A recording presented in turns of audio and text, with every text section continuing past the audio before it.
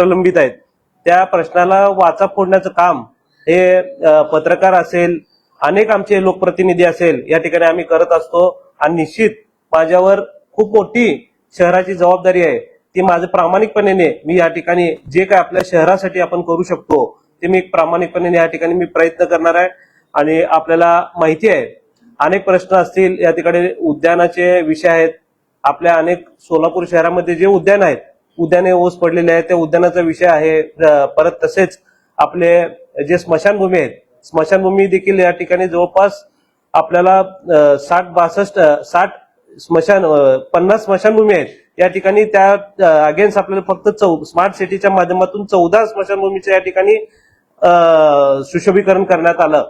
पण त्यात बाकीचे जे काय अजून राहिलेले आहेत त्याच्या देखील आपल्याला या ठिकाणी काम करायचं एवढं सांगतो। आणि सोलापूर शहरामध्ये स्मार्ट सिटीच्या माध्यमातून अनेक कामं या ठिकाणी झालेले आहेत, पण त्याचं मेंटेनन्स न होता या ठिकाणी मेंटेनन्स कसं केलं पाहिजे झोनच्या माध्यमातून, जोपर्यंत झोन निर्मिती होत नाही।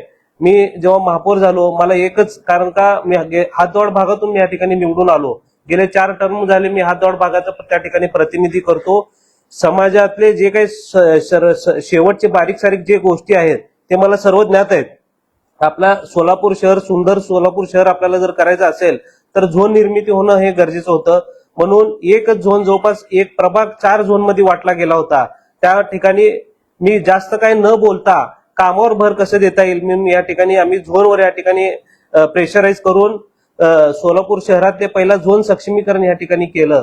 आणि झोन सक्षमीकरण करून एक प्रभाग एक झोन अशा पद्धतीने कामाची वाटचाल त्या ठिकाणी चालू केली। आणि आता निश्चित आपले जेवढे काही कामं सोलापूर सिटीच्या माध्यमातून स्मार्ट सिटीच्या माध्यमातून या ठिकाणी झालेलं आहे त्याचं मेंटेनन्स असेल, त्याचं स्वच्छता असेल, आज धुळीचं प्रमाण आपल्या सोलापूर शहरामध्ये जास्ती प्रमाणात आहे त्याचा विषय असेल, डिवायडर मध्ये आज आपल्याला बघतो सोलापूर सुंदर सोलापूर स्वच्छ सोलापूर आपण म्हणतो, पण अनेक डिवायडर मध्ये या ठिकाणी झाडं आपण मध्यंतरी लावलेले होते तेही देखील या ठिकाणी नसल्यासारखे आहेत।